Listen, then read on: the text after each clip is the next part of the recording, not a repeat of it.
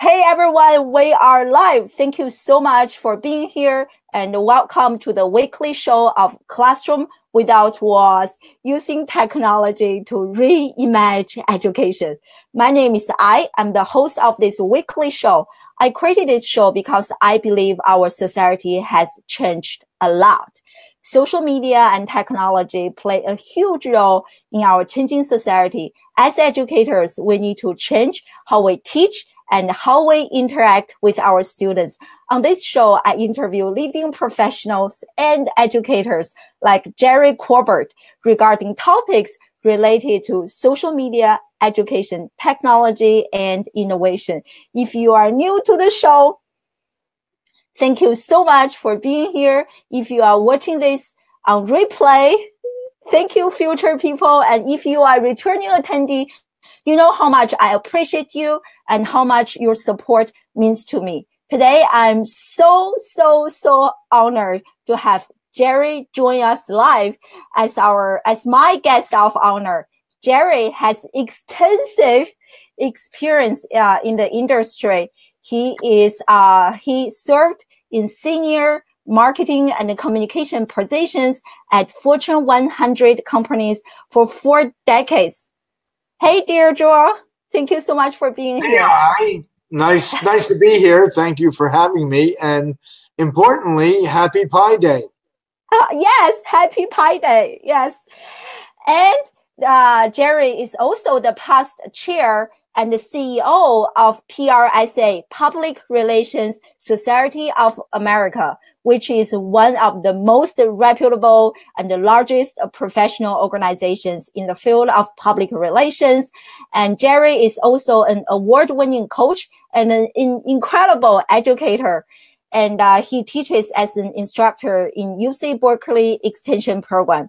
And there is so much more I can talk about Jerry, but we are just going to get started here and learn from him and how we can use social media to define our value and design our personal brand. Thank you so much for being here, Jerry, and welcome to the show.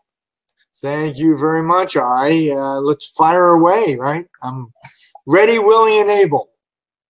So let's get the show started. Yes. Hey, Jim, thank you so much for being here. And so do you want to add anything to my very brief introduction there? Well, thank you for the introduction. I've actually been in the business longer than I can remember, and this is my 44th year in PRSA. Wow. And I started out as a student in PRSSA 44 years ago when I was a PR major at San Jose State University. So here I am. And I have to tell you that the topic of today's program is sort of important because in the age of social media, people have the benefit of defining themselves in whatever way they want by becoming sculptors of their own brand. And I can explain that shortly. Yes. Thank you for joining us. And dear George, sent you congratulations, 44 years. Wow. Thank you. And Jenny, thank you so much for joining us. I think Jenny's from Temple, right? Correct me if I'm wrong. You graduated from Temple, right? Oh, really? Well, I was born and raised in Philadelphia, so I know my home is also in Philly before I came to Korea. Yeah. I went to grade school and high school in Philly. Awesome. So we're just going to get started with the questions here. I'm sure more people are going to join us a bit later. So as I introduced you earlier, Jerry, you have so much experience in the industry. You were the past president, CEO, chair of PRSA, and you served in leadership positions at Fortune 100 companies for 4 decades. and you are an award-winning coach and so much more. So with so much experience in the industry, so can you please share with us, over the past 4 decades, what are some compelling like patterns or changes that you noticed in the field of like PR, social media, or marketing and communication that you want to share with us? That's a great comment, and it's a good opening. Let me just say that communicators and public relations professionals used to be what are called gatekeepers, right? They let information in and out, right? That's no longer the case. PR pros today are activists. Their goal is to engage, enlighten, and energize the stakeholders of their organizations. PR professionals are advocates for all the stakeholders, not just advocating for the company that they work for. They advocate for all the stakeholders. And that's an important point, because it used to be that as a gatekeeper, you would just provide information about your company. Now it's 360 degrees.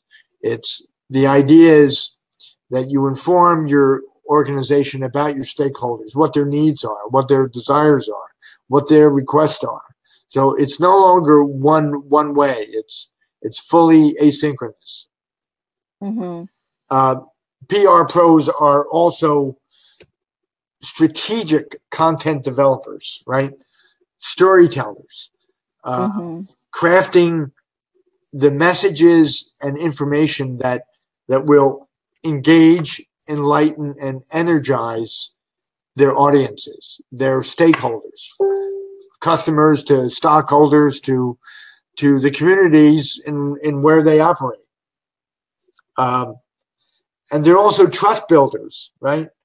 Encouraging their companies to be transparent and promoting integrity throughout the organization by all the employees, right? And they're counselors, advising and guiding their organizations and their management in communicating and behaving in the best interest of society. And lastly, they're enablers and connectors, helping their companies stay human and stay grounded. And we see examples of this all the time. Literally today, did you hear about United? Oh, what happened? Haven't. Well, there was some customers that were on a flight on United, and they had their little pug in a little container, and the flight attendant insisted that the pet be put in the overhead bin. And they put the pet in the overhead bin. They were not allowed to take the pet out. When the flight landed, the pug was dead. Yeah, so it's crazy. I mean, companies are still making strategic mistakes. And, United, it's always one mistake after another. And this is so sad. I remember now, yesterday I saw some people were tweeting about this, and they were showing some stats of how many pets or animals they were, like dogs or cats, unfortunately passed away as a result of flying on United. I think I saw that. I was like, wow, United. 75% of the animal fatalities last year were on United. I mean, that says something about the culture, right? So it's important that, communicators are activists in their organizations and really serve as the conscience of the organization, making sure that the behavior is consistent with the company's values. Yeah, that's such a great point. That's such a great point. How about, like for independent practitioners who are not with like big corporations? So what can those people learn from your experience, Jerry? And how can they like best prepare themselves? As Jenny mentioned, we no longer have to wait for the media to cover the story. We can just be our own journalists and reporters. So how can independent and practitioners learn from you and be prepared in today's ever-changing digital media landscape? Well, the fact is that the internet has given everybody a voice, and everybody can use their voice now, and everybody does. So I think that, regardless of whether you work for a company or you have clients, the mission is still the same, right? It's advocating for everyone that has a stake in whatever you're doing, for whatever client that you're working for, whether it's, whether you're freelance or whether you have a small public relations business. It's, be authentic, be open, be honest, and be prepared to provide the kind of messaging and content for your clients that will engage your audiences, so they take action and ultimately, build trust in your clients or your organization or even yourself. Yeah. There's I actually have to give you a great example. Today, the Securities and Exchange Commission charged the Theranos and its CEO with fraud. And so the headline on all the newspapers today say, CEO and Theranos company charged with fraud by the SEC, right? So, so I go to the company's website and take a guess at what the headline is. The headline says, SEC and Theranos come to an agreement. Wow. Right? I mean, it is such obfuscation. On one hand, the SEC charges the company with fraud, and the company's own news release, all it says is that they've reached a settlement agreement. I mean, that just flies in the face of being honest and being open and having some integrity. So I think anybody that sort of works in our business, owes it to themselves to be honest and open, right? And as educators, we need to emphasize to students how important that is. Oh, this is such a great point. Yeah. I remember, you talking about integrity and being open. A few days ago, I watched a quick video from Mark Schaefer's LinkedIn page. I think he was attending South by Southwest. Yes. And on his LinkedIn page, and he interviewed the author of Steve Jobs' biography. And he made such a great point. He said, in this day and age, learning coding is very important. But what's even more important is to learn like human emotions, relationship building, and the so-called soft skills, integrity and honesty, humanity. And this, what you mentioned, just reminds me of that. I think, it is so important. Someone mentioned, talking about the United case, someone filmed this, like media is on all the time. You have to be transparent. You have to be honest. Otherwise, you never know, it can be public. Yeah. That's right. I mean, that's the consequence of operating successfully in today's world. You just need to be open and honest. Period. That's the hard and fast rule. Exactly. Yeah. I just want to say hi to Corina and Suzanne from Scotland. Thank you so much for being here, and so great to have you guys from like different parts of the globe. And so we're just going to move forward with our questions. And Jerry, you have been doing like personal branding workshop for 10 plus years. And are you offering those workshops to students or professionals or both? And based on your coaching, and what do you think are some common mistakes that people make when they are building their personal brand? And what should people do instead? Is there like a process that we can follow? Sure there is. I mean, I've been coaching with this methodology that I developed about 15 years ago, and it came to me when I started teaching.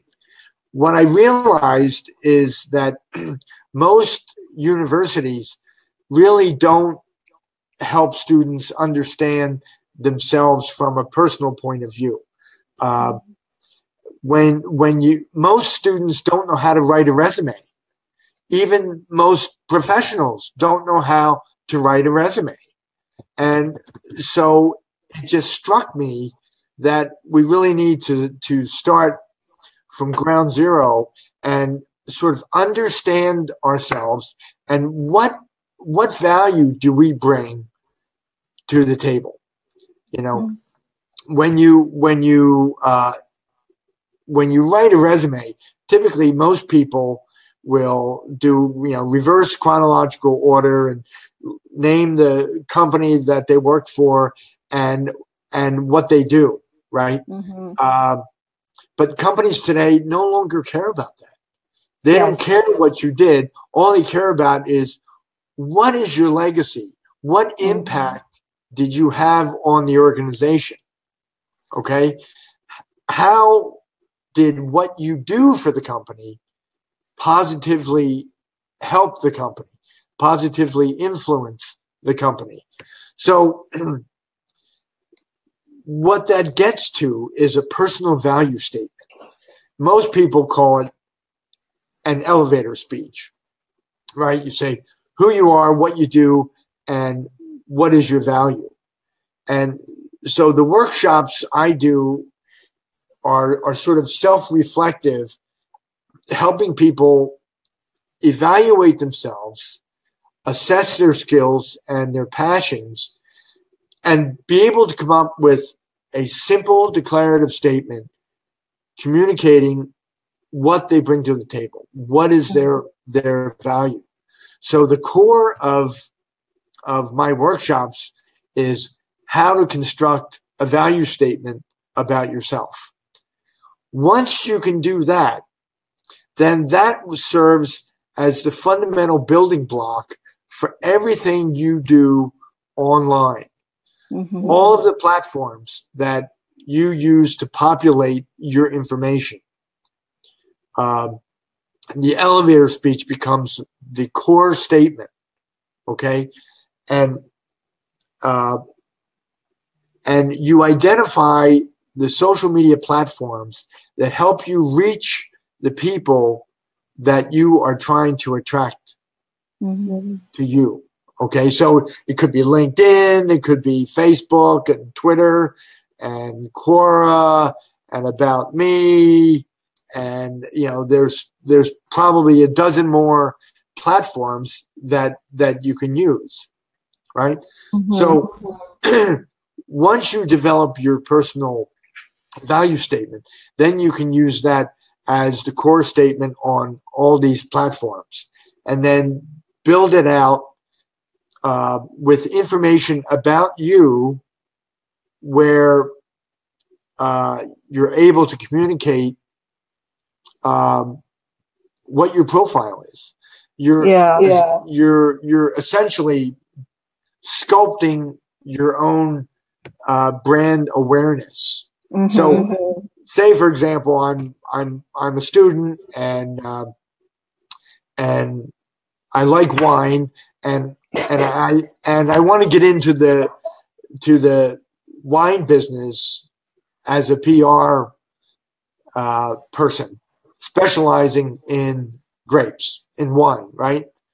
So the way you can do that is start populating all these social media platforms with information about you and your abilities in understanding the wine business, in understanding how to grow grapes, how to pick them, when is the right time, the best kind of soils, right? So you can do that by tweeting about the stuff you know about the wine business, right? Perhaps you want to create a blog about the different kinds of varietal grapes and their characteristics and what soils they operate best in, etc. Well, write the blog, right? Yeah. And then look for other bloggers in that subject area and always comment on what they write about. Okay. Yeah. Ask questions or make statements, right?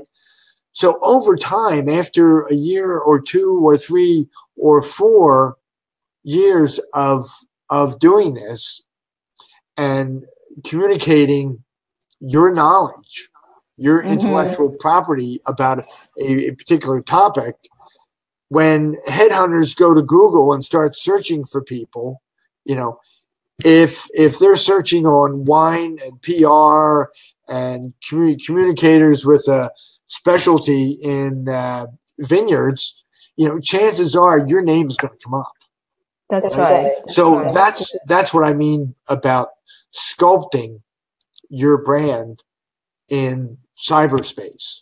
Yeah. Oh, I love this example. Yeah. And also, just reminds me that everyone in the audience join us live. We all need to be like digital storytellers, to start sharing our story. Last week, when Chocolate Johnny was here doing the interview with us, he discussed the same thing as you mentioned, Jerry. And his focus is using live video to share his story, to share his chocolate business. But how about everyone in the audience?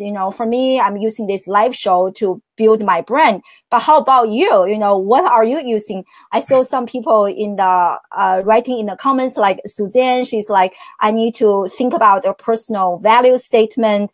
And those like the questions that we need to think about. And I hate to put you on the spot, Jerry. So can you please share with us what is yours so that we can learn from the best? What is mine? Sure, I'm happy to. Let me tell you what mine is.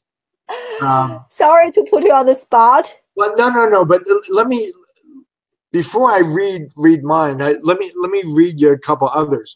One of my students was an engineer in a mobile phone factory over in China. And she was in one of my classes, and I spent a long time talking about how to construct a statement and that sort of thing. And let me read hers, because it was pretty elegant, even though she didn't have a complete command of the English language. But it was really, really good. She says, "I'm Hedy Huang, an innovation developer. Stirring up the engineering stew with something fresh is what I do. Never satisfied with things I'm used to. Applying my skills always yields something new." And to me, that was one of the most elegant elevator speeches that I've seen, because she brings into it everything that she's good at. And then she's using certain other techniques to make it memorable, like alliteration and rhyming. And I think the key to a good elevator speech is I've some simple rules. One, keep it to 30 seconds. Okay, short and sweet, because people don't have a big capacity for real-time memory. So you want to keep your statement short and sweet. You want to make sure it's authentic, make sure it's true, right? Base it on your real experience. Show passion, okay? Be creative. Make it compelling. employ active voice. That's really important. Use real examples, and then practice. Make it second nature. Yes. Make it part of you, right? So mine is I'm Jerry Corbett, counselor, communicator, and coach with a technology edge and a passion for action. Much of my consulting and coaching yields great satisfaction. Wow. I love it.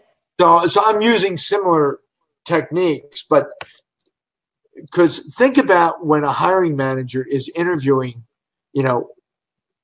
50 people or 20 people or 100 people, what they're going to remember is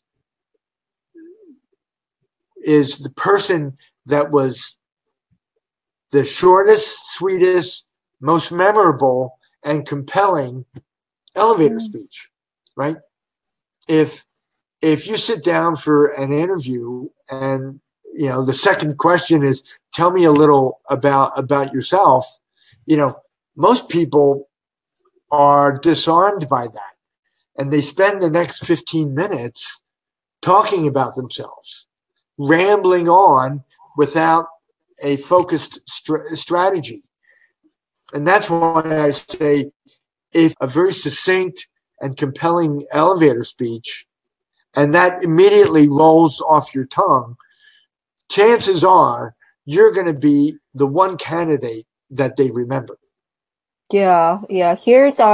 That's a great point. That also reminds me, because I just came back from the Social Media Marketing World Conference, and Dennis Yu, who is kind of big on Facebook ads, and he always talks about doing this 1 minute video. So I think what Jerry just mentioned, the elevator speech, and each of us can easily produce a quick video, and we can put that on Twitter, pin it on our Twitter, and put it on our social media or like Facebook. So when people go to your social page, they know exactly what you are offering and what you are delivering. This is great. So here's a quick question from Ben.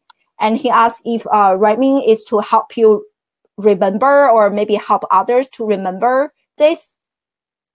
Absolutely. Rhyming is, you can employ rhyming so that the person that you're speaking to remembers that. Right? Think about it. We all grow up listening to stories and listening to nursery rhymes. It doesn't matter if I grew up in China or England or America or Costa Rica.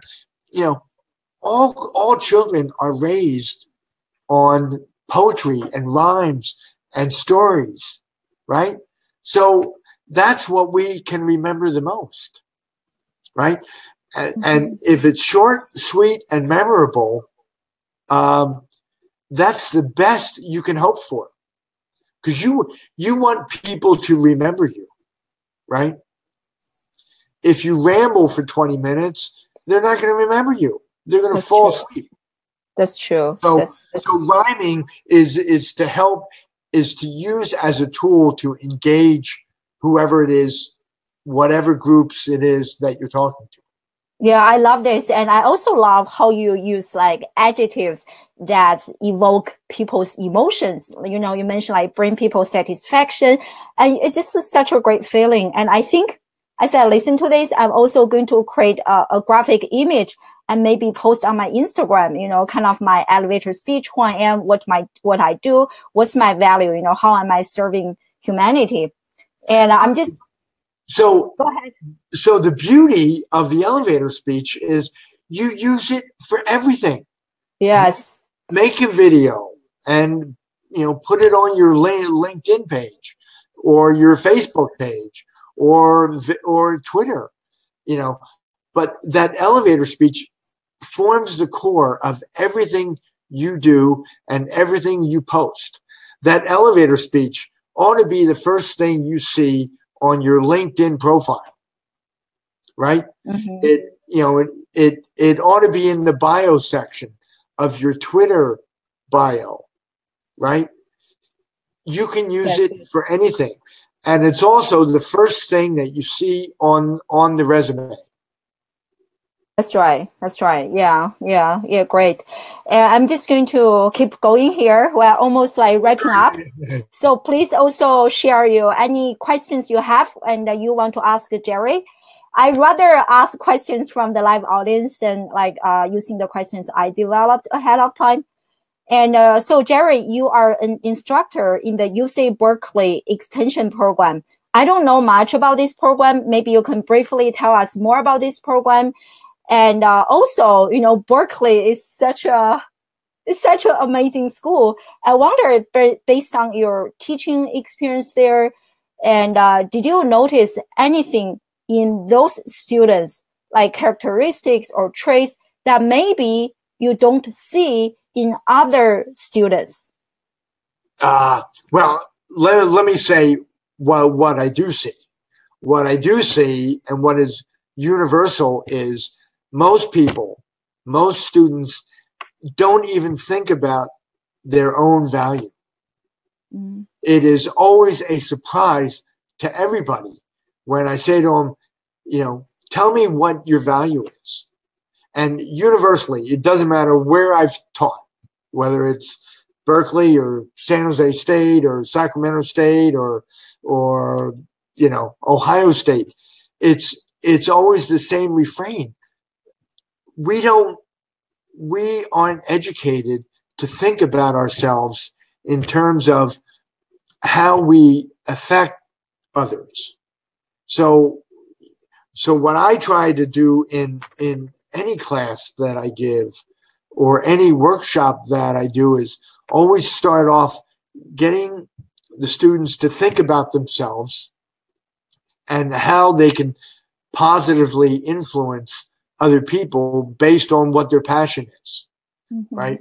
So it's a universal failing that the school system has, that we don't help students understand themselves better, okay? Mm-hmm. So mm-hmm. Now, the Berkeley Extension Program, that's an addendum of UC Berkeley, and it's mainly focused on a whole variety of classes and coursework that you can take outside of the UC Berkeley University system to earn certificates, whether it's marketing or whether it's branding or accounting or genetic engineering. And most university systems have adjunct programs like Berkeley Extension. USC has it. Cal State has it. So you don't have to formally apply to be enrolled in the university, but this is an extension of their educational program that allows you to take any kind of coursework you want. That's great. That's great. Yeah. Thank you for explaining here. And we have a few quick questions from the audience, and we are just going to answer those questions and then wrap up. So Ben asked you if you can give him some recommendations in terms of networking in person or online, some best practice or tips. Okay. Yeah.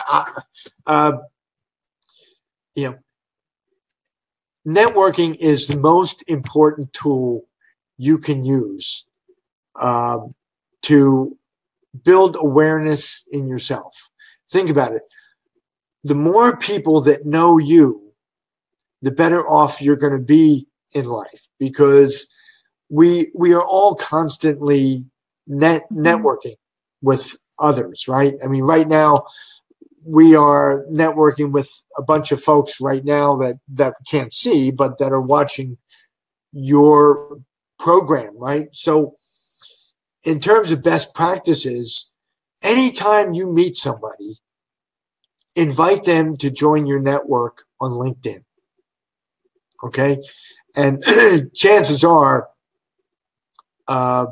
you, as a rule, you want to connect with everybody that you've ever met in person your entire life. Even if it's just the postman, right? Introduce yourself. Use your elevator speech, right? And invite them to connect with you on LinkedIn, because you never know when somebody can be helpful to you, or importantly, you can be helpful to somebody. That's right. Networking is always a two-way street. So, you don't network to get something, you network to give something. All right. That's another rule of thumb. When I started out in my career, I always focused on my job, doing the best job that I could. But I never thought about networking. The first time I was with a company that got acquired, and I was out of a job, I regretted all those years that I met so many people, but I never built my network. So after that event, I purposely tried to build my network over time, to reach out to everybody that I had ever met in person. Now you can meet people virtually and still connect with them. Those are really great. Sorry to interrupt you. Yeah. No. I was just going to say, when I joined LinkedIn in 2003, and everybody has a LinkedIn member number, but ever since Microsoft acquired LinkedIn, they did away with the LinkedIn member number. But right now, there's 400 million people on LinkedIn, and I was number 62,000 on LinkedIn back in 2003. Wow. My member number is 62,022. Wow. So right now I have about 6,700 connections on LinkedIn. That's crazy. It is crazy, but I always made it a point of connecting with everybody who I ever met with, and that's true. That's how you build your network. That is such a great point. It's such a great point. Yeah, sorry to interrupt you, Jerry. And because I learned, networking is an intentional process. If you don't make it intentionally, make it happen, it is not going to happen. That's right. Like only over the past several years, I started to intentionally expand my network and connect with people. And I saw a huge difference in my network. I'm connecting with the right people and doing collaborations, and which didn't happen before, when I was just like, hey, random, without really understanding my value, which is what we discussed earlier, and seeing my why, but now a lot more intentional. Yes. So that's a great question. Your Twitter following has grown significantly since you started out. So you are actually a great example of, identifying what your value is, focusing on that value, communicating it on all your platforms that work for you, and being focused and intentional about it. So kudos to you. Oh, thank you so much, Jerry. Oh, guess what? Our friend Tim Howard is here, and he just wrote a... Oh, yeah. Wow. Yeah. Thank you so much for coming, Tim. Much appreciated. And everyone, we have people from Scotland, from Greece, from different countries. So thank you so much. We are just wrapping up here. And if you missed our show, please definitely go back and watch the replay, because Jerry shared lots of great points. And I'm definitely going to revisit my value statement. So because many people join us are kind of like professionals or young professionals or entrepreneurs, like starting out, I wonder, someone as senior as you, Jerry, have so much experience in the industry. Maybe you could share with us like one one piece of advice for in terms of leadership or management, and like how can we like be good leaders and like be good like in terms of management maybe down the road. Boy, I wish I had a magic wand or a magic statement to tell you, but to me the most important characteristic for being a leader is being a listener, being a good listener. I love this. Being able to listen, right? Because if you can't listen, you're never going to be a good leader. And the other thing that I would say is, jump in feet first, be engaged, change your mindset to to always giving back and paying it forward. Those kinds of factors are going to help you move quickly and progress ahead faster than you ever dreamed possible. Mm-hmm, mm-hmm. Oh, I saw your daughter in the background. Oh, she did. Say hi to us. Man, say hi. Jerry's to daughter. Everyone, join us live. She is amazing, like amazing. So I saw. Oh, hey. Yeah, this is Francesca. My daughter. She's so amazing. She's not only a good student, but has a great heart. Is also really into sports, but overall, just like really excellent. Yeah. So anyway, that's great. Being a good listener, and Natasha says such a great piece of advice. It is so true, and this is something I need to work on myself. As I talk too much. So anyway, what is next for Jerry? You want to share with us, and how can we help you to push, to help you move forward with your initiative? I've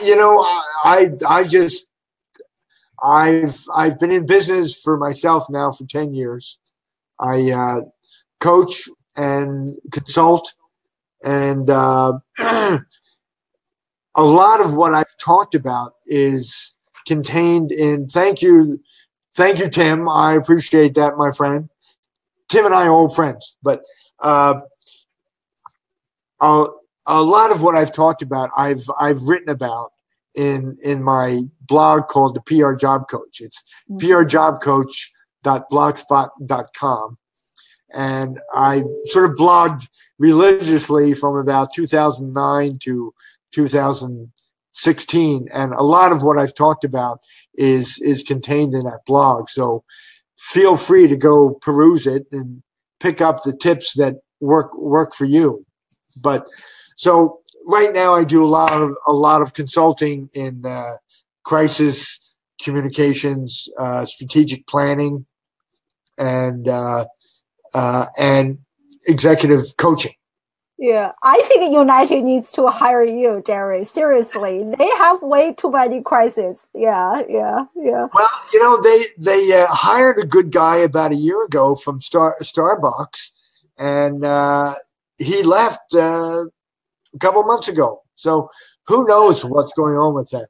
But they need help. That's for sure. They absolutely need help. Yeah.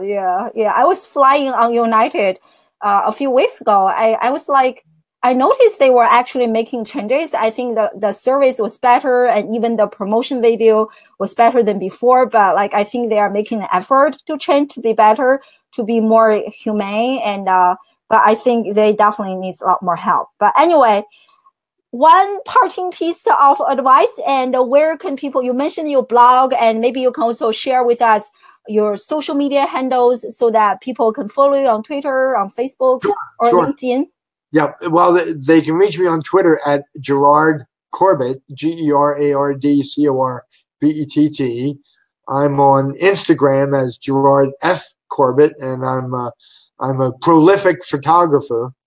And they can find me on LinkedIn under Jerry Corbett, and they can find me on Facebook at Gerard.Corbett, or you can just Google Jerry Corbett, and all my coordinates are up there. And awesome. I'm completely open. If anybody has any follow-up questions, just shoot me a note on whatever platform works for you. Oh, thank you so much. People are just commenting. And do you know this Joe? Looks like he is your friend. Joe Raganese. Yeah, he's a colleague of mine from my many years at Hitachi. And there's Karina. Hello, Karina. Yeah, Karina and Suzanne, my friend. And thank you so much for joining us. And I appreciate you guys. And I learned a lot from Jerry today. And I'm just going to go back and revisit my value statement and make a better video and post on social media. And thank you so much for your time, insights, and expertise, Jerry. I sincerely appreciate your time. And thank you so much, audience, for joining us live. I hope to see you again next Wednesday, same location and the same time. Enjoy the rest of your evening, morning, or afternoon, regardless of where you are. Thank you so much, and bye, everyone. Thank you, everybody. Thank you, Thank you. Bye.